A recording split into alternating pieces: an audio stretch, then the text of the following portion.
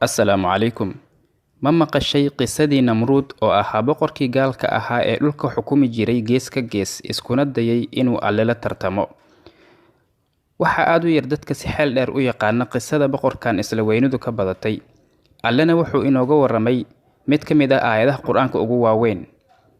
Muuqaalkan waxaan idinku faahfaahin doonaa qisadii Namruud iyo wuxuu ku sameeyay Nabi Ibraahim iyo meesha la yaabka leh ee ku dhammaatay qisadiisa.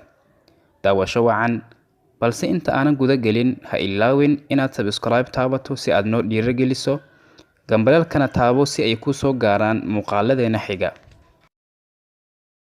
Namruud wuxuu ahaa mid ka mid ah boqorada ugu waaweyn ee adduunka soo maray. Wuxuu Alle siiyey xoolo fara badan iyo sharaf, wuxuuna ahaa nin haysta boqortooyo xoog badan iyo ciidamo aad u fara badan. Wuxuuna haystay keedad aad u fara badan oo buuxiyey dhammaan qasriyadiisa. Boqortooyadiisana kuma aysan koobnayn hal magaalo iyo hal waddan. Wuxuu xukumay dhammaan dhulka iyo waxyaabaha ku jira. Adduunyo ma soo marin gaal wada xukuma asaga iyo mid kale mooye. Ibnu Cabbaas waxaa laga wariyey inuu yidhi rasuulku wuxuu yidhi naxariis iyo nabadgelyo dushiisa ahaatee, dhulka waxaa soo xukumay afar, laba mu'min ahaa iyo laba gaal ahaa. Labada mu'minka waxay ahaayeen Dulqarnayn iyo Suleymaan. Labada gaalkana waxay ahaayeen Namruud iyo Bakhtinasar. Waxaana shan ku noqon doona mid ka mid ahaa ahlu beytkayga. Namruud boqortooyadiisu waxay la ekeyd boqortooyadii Nabi Suleymaan, kaasoo Alle siiyey maamulka dhulka iyo wixii ku dhex jira. Waxaa la yidhi Namruud wuxuu ka soo jeedaa Ciraaq, wuxuuna noolaa 400 oo sano. Qasrigiisuna wuxuu ku yaalay Ciraaq. Waa uu ka weynaa Fircoon, wuuna ka awood badnaa. Alle Casa wa Jalla wuxuu doonay inuu soo diro nabigiisa Ibraahim xilliga Namruud. Dadku waxay uga imaan jireen meel walba, wuxuuna siin jiray cunno iyo cabitaan. Qof walba u yimaado inta uusan wax siin, wuxuu weydiin jiray, yaa waay rabbigaaga? Ma aaminsan tahay inaan ahay rabbigaaga? Qofka baahan wuxuu uga jawaabayay, haa, waan ku aaminsanahay. Markaas ayuu siinayay cunno. Namruud naclatullaahi calayhi wuxuu sheegtay ilaahnimo, siduu sameeyey Fircoon naclatullaahi calayhi. Dadkana wuxuu ku qasbay inay caabudaan isaga, iskuna dulleeyaan. Sidaas ayuuna ahaa ilaa maalin uu Nabi Ibraahim u baahday cunno iyo cabitaan si uu ugu quudiyo ahalkiisa. Nabi Ibraahim calayhi salaam wuxuu aaday Namruud si uu cunno uga soo qaato. Namruud ayaa dhankiisa eegay, wuxuuna ku yidhi, yaa waay rabbigaaga? Ma aaminsan tahay inaan rabbigaa ahay? Nabi Ibraahim calayhi salaam wuxuu ku yidhi, maya, rabbigay ma tihid. Namruud wuxuu ka naxay jawaabta uu siiyey Nabi Ibraahim calayhi salaam, horena ulama uusan kulmin cid beenisa. Namruud wuxuu ku yidhi, waa yaab, ma waxaad leedahay rabbi aan aniga ahayn? Nabi Ibraahim wuxuu ugu jawaabay, haa. Namruud wuxuu ku yidhi, yaa waay rabbigaaga? Sifooyinkiisana maxaa ka mid ah? Nabi Ibraahim calayhi salaam wuxuu ugu jawaabay, rabbigay waa kan waxna nooleeya waxna dila. Namruud wuxuu yidhi, taas waa arrin aad igu fudud. Anba waxna waan nooleeyaa waxna waan dilaa. Rabbigaana anaa ka fadli badan. Alle asoo nooga warramayo wuxuu yidhi, ألم تر إلى الذي حاج إبراهيم في ربه أن آتاه الله الملك إذ قال إبراهيم ربي الذي يحيي ويميت قال أنا أحيي وأميت. نبي إبراهيم wuxuu ku yidhi, sidee wax ku dishaa waxna ku nooleysaa?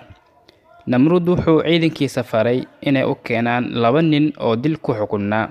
Mid ayuu dilay, midka kalena waa uu cafiyey wuuna sii daayay.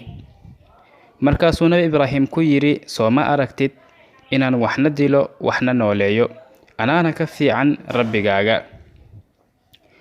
Wuxuu yidhi, muxuu kaloo rabbigaa sameeyaa? Alle ayaa Nabi Ibraahim u tilmaamay erayo Namruud xujadiisa burburisay, gabi ahaanna mugdi gelisay. Wuxuuna yidhi, فإن الله يأتي بالشمس من المشرق فأت بها من المغرب فبهت الذي كفر.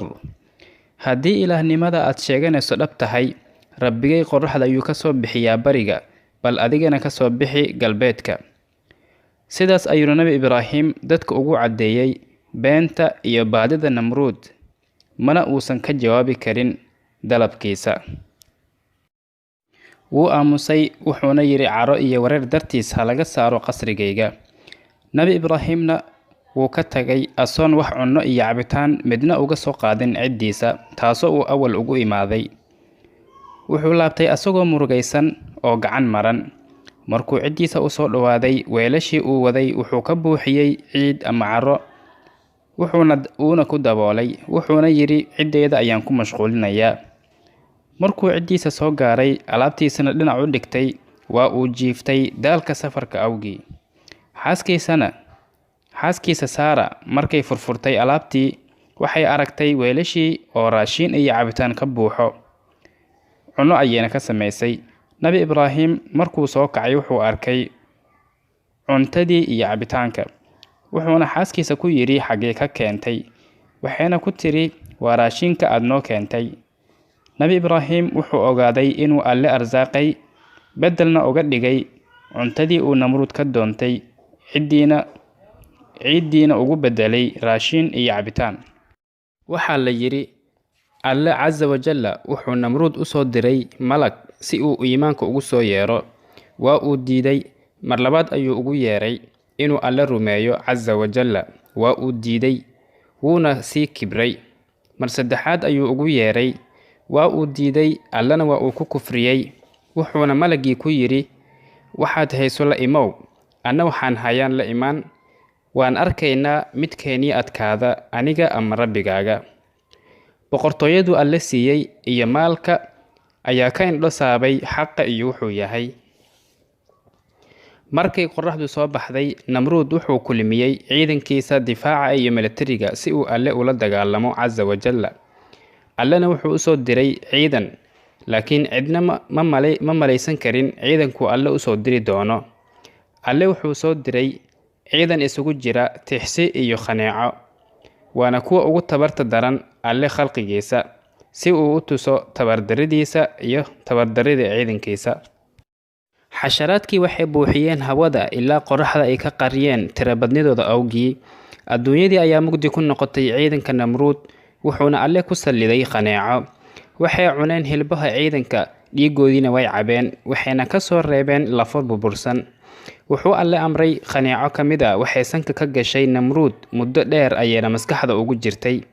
mana dhimanayso mana ka soo baxayso, si walba uu isugu dayay inuu isaga saaro. taasna waxay ahayd ciqaabku Alle ku ciqaabay adduunyada. madaxiisa ayuu garaacayay xanuun iyo cuncun awgii. wuxuu sameeyey wax walba ama qaab walba uu isaga saaro khaneecada si uu isaga reebo dhibkeeda. dadka la jooga wuxuu ka codsan jiray inay madaxa ka garaacaan. dhibkaas iyo dulnimadaas ayuu ku jiray ilaa Alle ka halaagay, naftiina ka qaaday. waxaa ceeb oo dhan ka nasahnaaday Allaha awoodda iyo mulkigaba leh. markuu Namruud kula tartamay ciidankiisa iyo cududdiisa, wuxuu u soo diray khalqigiisa kuwa ugu tabarta yar. markaasay asaga iyo ciidankiisiiba halaageen, si ay cibro qaadasho ugu noqoto cid walba oo Alle ku kufrisa kuna qasbanaadaan cibaadadiisa. riwaayadaha qaar waxay leeyihiin Namruud wuxuu riyo ku arkay kowkab ka soo baxay samada, kadibna qorraxdii iftiinku ka tagay. sixroolayaasha waxay ugu fasireen inuu dhalan doono wiil asaga burburin doono. wuxuu amray in la gowraco dhammaan wixii wiil ahaa oo sanadkaas dhashay. Nabi Ibraahim sanadkaas ayuu dhashay. waxaa qarisay hooyadii ilaa uu ka weynaaday, markaasuuna diiday inuu caabudo Namruud iyo asnaamtaba. haddaan u imaano Namruud, nasabkiisa wuxuu ku laabanayaa Nabiyullaahi Nuux calayhi salaam. Namruud casrigiisa wuxuu ka dambeeyey casrigii maanshoodka, kaasoo dhacay casrigii Nabi Nuux calayhi salaam. waana Namruud binu Kancaan binu Kawsh binu Xaam binu Nuux. waxaana maanta Ciraaq laga helayaa in badan oo aasaarta Namruud ka mid ah. waxaana ka mid ah wax lagu magacaabo Kaalij ama Namruud. waxaana laga helaa magaalada Ashoriya oo ku taala koonfurta magaalada Muusil.